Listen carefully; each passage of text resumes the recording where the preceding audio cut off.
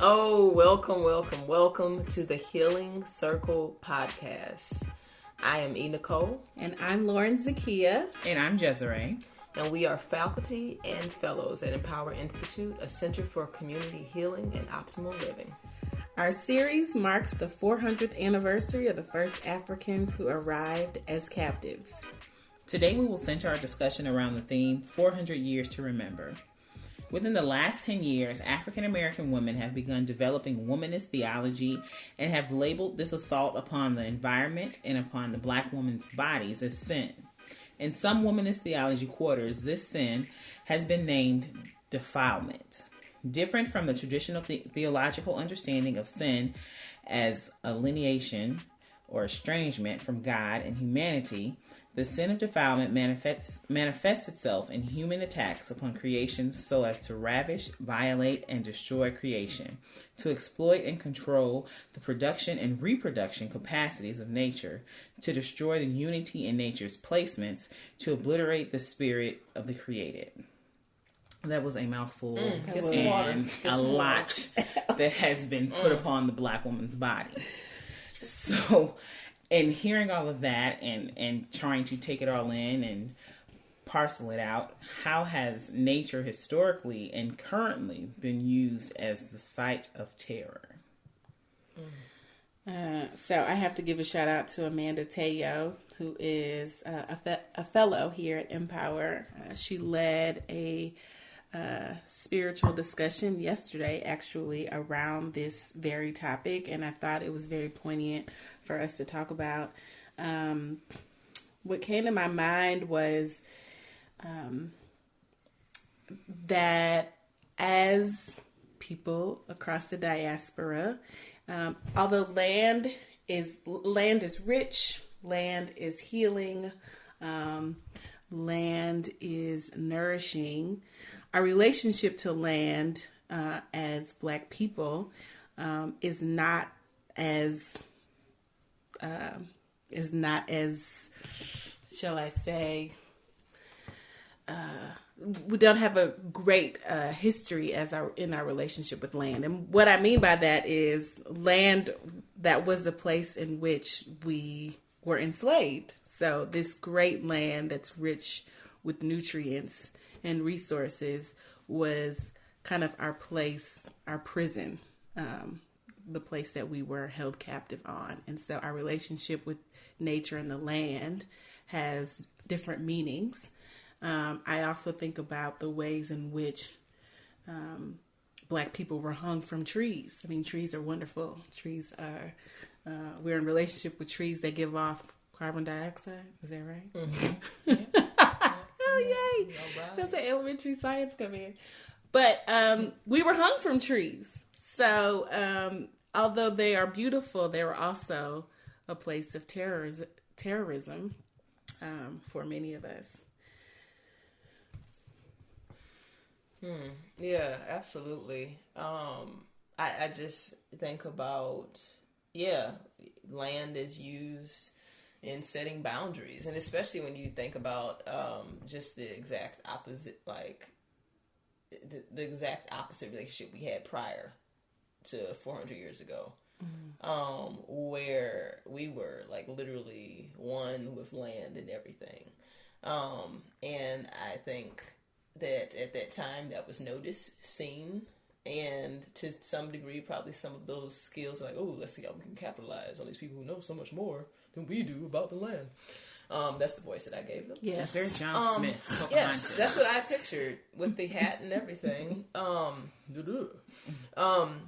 And so, yeah, absolutely. And just how much when I think about land being used is just with the boundary setting of what you can or cannot have, what you can or cannot earn. And then once you do get on land, well, you're going to then pay for being on that land. So let's say I don't even want to say post-slavery because slavery still occurs. It just changed its way, its method. But in terms of like plantation type slavery, right? then once you have land, like, do you really ever have it? And then you can't have any land that you want. You can only have some of this land. And so it's just a very poor relationship. And even exploring, I think about traveling. I have been someone up until very recently, like in the past, like couple of years, even fearing traveling anywhere I want to. And so not even just land here, but it's, I feel like of even in fearing even going back to land in Africa, as if, I just feel like there's been a lot of almost like making it that like if you move, it's like don't move or else off this land of where we let you be, if that all makes sense. And so I just feel like, yeah, it's definitely been utilized to scare the hell out of a lot of people. Well, one of the first things I think about is, I forget what comedy show I saw this on, but it was just like this man saying, nature, you scary. And I think about that, and of course it was meant in like a humorous way, but I think nature can be terrifying, especially for those on the lower end of the economic stick. So you have natural disasters, and now you're displaced, and you can't afford to go anywhere else. So now you're even further in the hole. Had you known your way around foraging and planting, you might be a little better off. I think that was a tool that was used by our ancestors. Like, they knew what to grow. They knew how to make things up to keep and ward off things that meant them no good. We aren't in that same position. So those are just like a couple of things that are top of mind when I see how has nature historically and currently been used as a site of terror. And to just, even with thinking about natural disasters, Hurricane Katrina, like that had so many people, specifically Black people, bound in these buildings for days. So something as simple as water that we, drink and swim in, or, it was killing us. I think about the narrative that nature is a disruptor. Along those lines of natural disaster versus us being connected in with nature. And so much of this narrative, nature disrupted or destroyed or, devastated what we've built. First off, well, that's a whole other 2-3 episodes. Woo! But in terms of like these things that people who have, who have stolen this land and then now continually to penetrate it without permission, with building more like concrete jungles and everything like that, and then nature comes and wipes that shit on down. And then, but nature, this is completely, and not to minimize the extremely difficult times, especially for people who are either lower income and most of the time people of color who are completely wiped out and displaced by these storms. So that's not to minimize that. But however, this narrative that nature should not actually be here is interesting, and so it's almost to further, and it's affected everybody more than even Black folks, of like, this nature is such a disruption, and what can we do to manipulate nature? What can we do to adjust it, to change it so that this doesn't destroy what we've built? And am I right? And so I just think that that's interesting because it's also a narrative that is planted into like more and more generations that nature's a problem. Yeah, that makes me think, like, sometimes I'll see things and I'm like, well, anybody asked you to do any of that?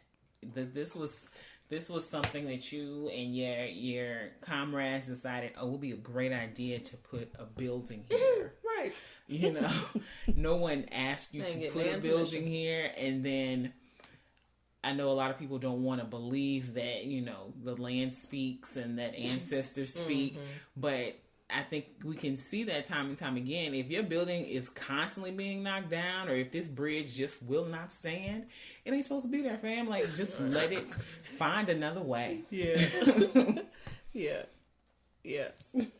I had like 5 different analogies. I spit it out. I was about to say, you keep on bumping your head. You ain't supposed to be having your big ass head up there in the first place. Right. The next question is, what has been lost as a result of our alienation from land? I thought about this.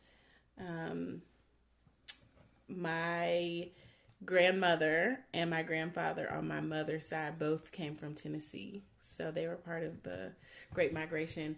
And although most of their families was still in Tennessee, they came up. Now, my grandmother had a garden that she would plant vegetables in, but no one else in our family had a garden. And so I started to think, if there was some tension between me or my family and the land. Now, my grandmother, of course, her family were sharecroppers. So they had, I guess, a turbulent kind of relationship with the land as sharecroppers, and how that was also a form of bondage. So I wondered if my mother did not have a garden because it reminded her of plowing the fields. Like if there's some generational kind of like trauma living in us, that even though my grandmother had a garden and she was the closest to sharecropping, that none of her children or grandchildren had gardens. So what has been lost is that I don't know shit about gardening. Like I put some flowers out, but I don't really know what I'm doing. And I've noticed that I like to be outside, but I do not like my bare feet on the grass because of bugs. So of course it's bugs, but it's probably also some tension that I have with just the land. Now, I could be reading too much into it, but I think there's probably something behind that. No, I think that's a real thing. I think there are plenty of products of the diaspora who don't mess with any type of land. Specifically, those of us who are in America or the Caribbean, places where the slave trade was really heavy. There were plenty of us who, you ask someone what their profession is, they kind of look down on people who do landscaping or are gardeners. And it didn't used to be that way because that's all we had. That's all we knew. That was our like direct link to providing for ourselves and our families. So I think that's one result. And when I come across people who don't like being outside at all, I'm like, oh, okay. Because, I mean, all of us went in the house, so somebody had to be outside. But I guess through these generations, it's just kind of like, well, I don't have to be outside anymore, so I'm going to stay inside. I think it's a little odd. I think we all need a little extra color.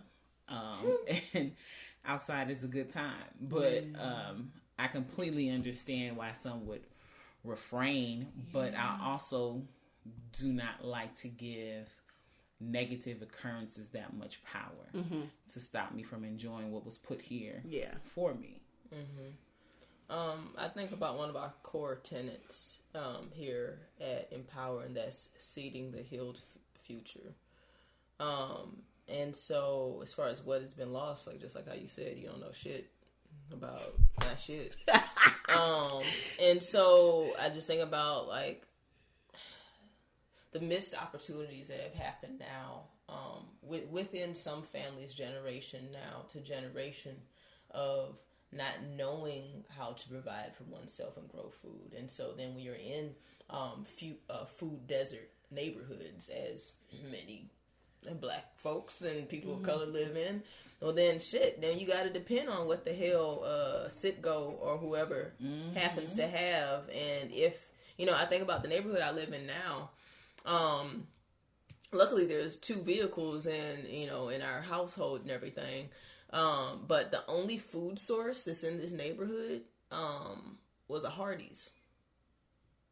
it's not a grocery store. There's a grocery store down the highway. You can get there in 4.5 minutes if you do have a vehicle. And a Hardee's, and that Hardee's closed down just last week. Because I was about to say Hardee's.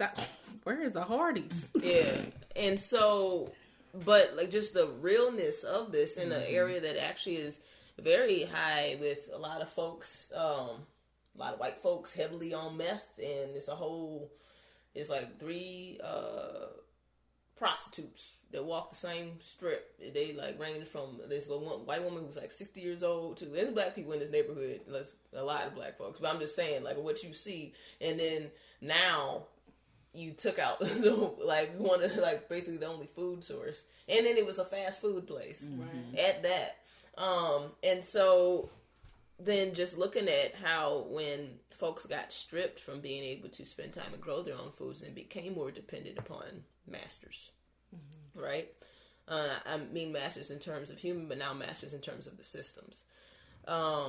Just how like literally that's the devastation that took place.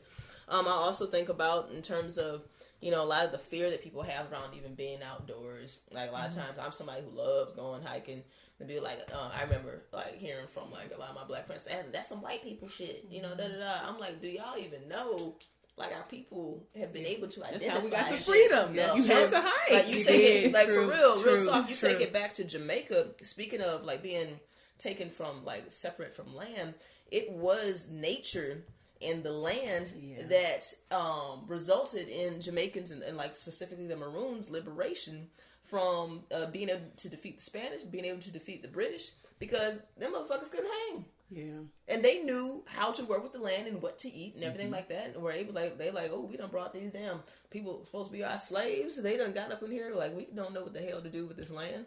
They knew, and so that's why it's all farmers, and that's how they've been able to survive and really thrive and pass it on to their generations. And so I just think the fear that a lot of folks have of outdoors and everything and all the species that exist outdoors is really just this loss of understanding. And so that was the goal. Accomplished. Yeah. Not completely though. Not completely accomplished. However, yes. Yeah. I just wanted to go back and made me think what both of you all said, but particularly Desiree, like these ideas about not wanting to be outside because of your skin being darker because it's kissed by the sun. And I don't want to be outside because it'll have an effect on how dark my I don't want to skin get is. blacker. Yeah.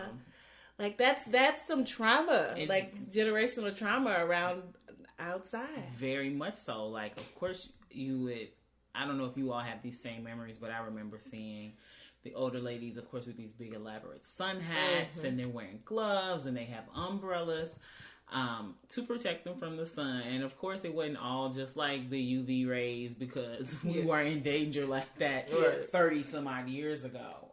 Exactly. Yeah. So that's something that's been instilled in many of us. But then now you see so many of our European counterparts, they stay at the tanning booth, you know. They want to come and make these little silly ass jokes like, "Oh, I'm gonna be dark as you. If you don't go about your business, I'm gonna be your color." Oh my god, melanin popping. Oh my god. Pop in your mouth. Please go about your business, Todd. It's not funny. Todd. Todd the Tanner. Right.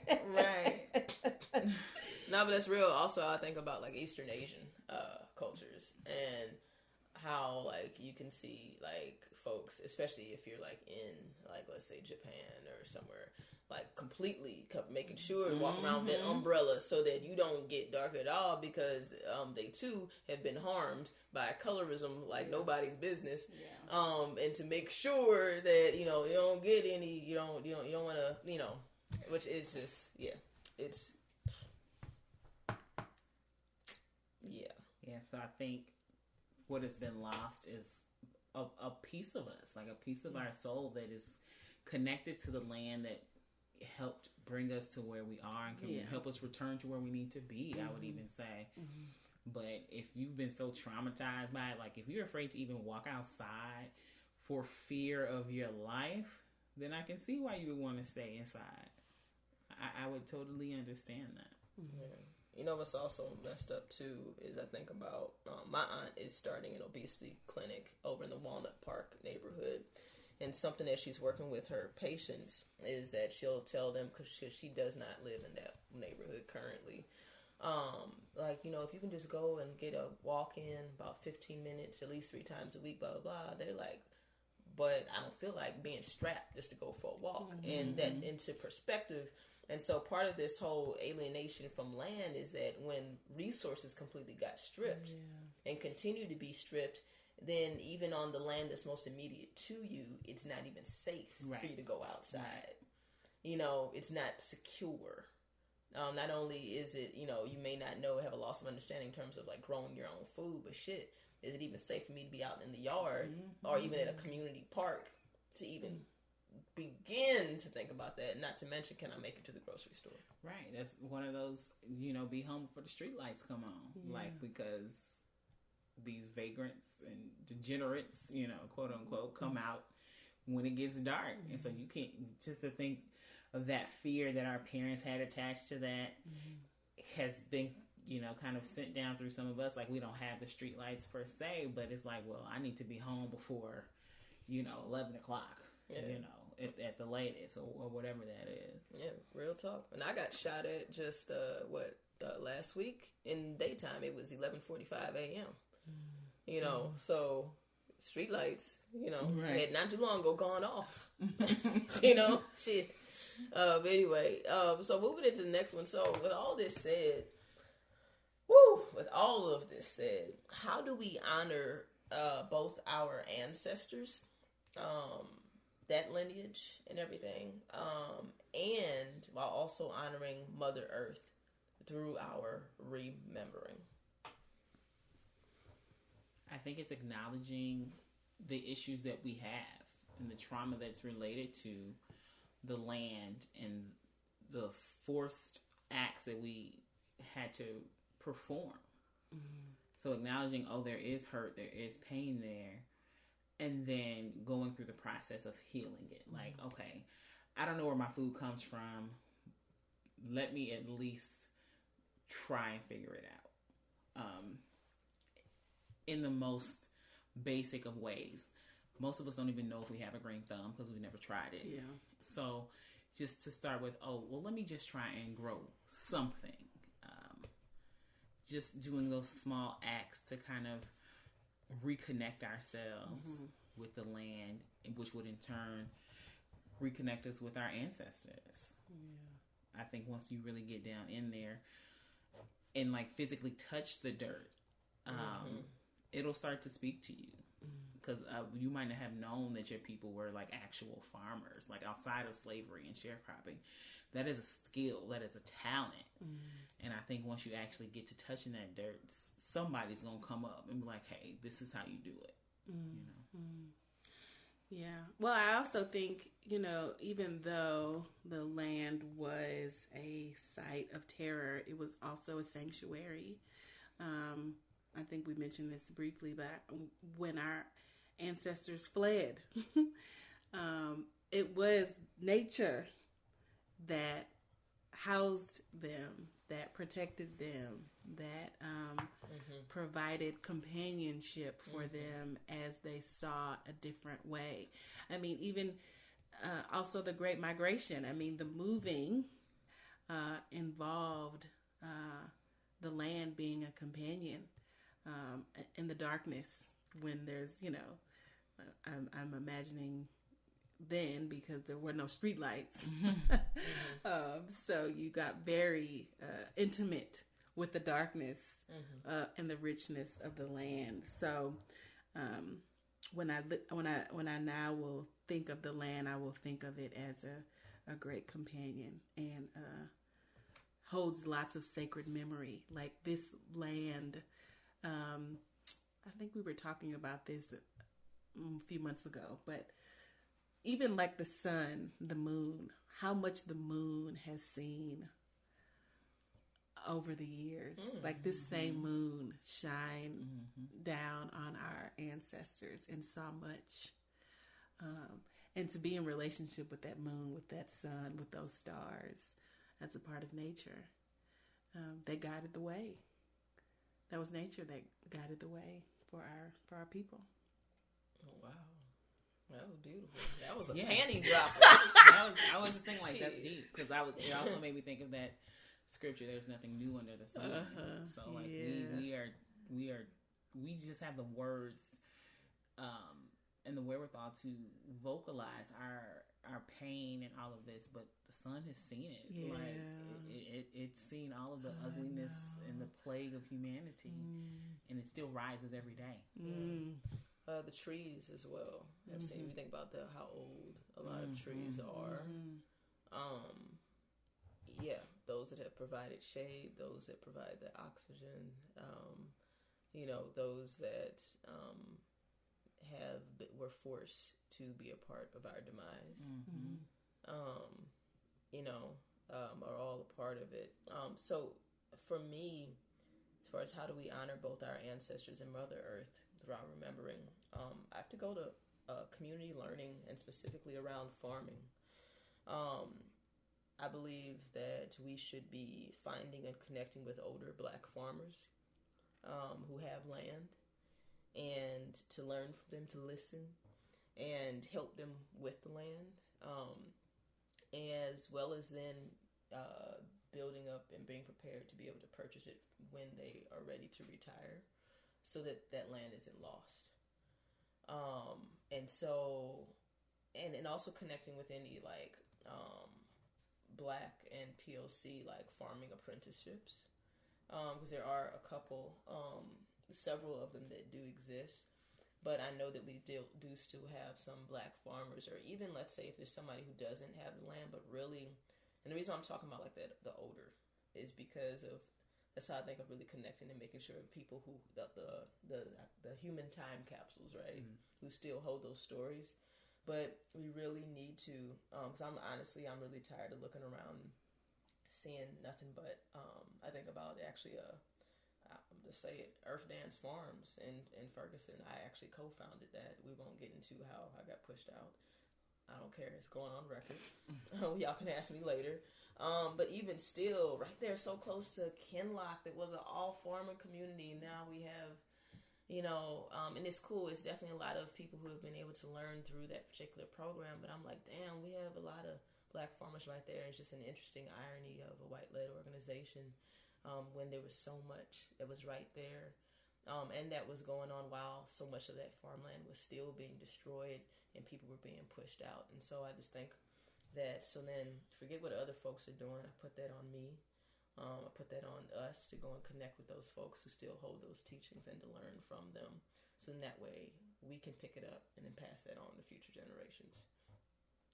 So that's definitely a mission of mine going into 2020 for sure. Should we wrap up here? All right. Well, please, as always, y'all, definitely, replay this. We said a lot in this episode. We said a lot in the last one. So if you didn't catch the last one, get that one as well. But really think about how you can reconnect, remember, to the healing, to the teachings of your ancestors, and connecting to Mother Earth. Just lean into that, even with discomfort. Lean into it. Thank you for joining us. You can connect with us on Instagram now. We on Instagram now, and Facebook. Always at InPower Institute. That's capital I-N, capital P-O-W-E-R, capital I thought it was going to rhyme. INSTITUTE. Hey. InPower Institute, baby. Yeah. And visit our website, empowerinstitute.com, for more information. See, we kept it simple for y'all. Empower Institute. Say it with me. Empower Institute. See y'all next time. Bye.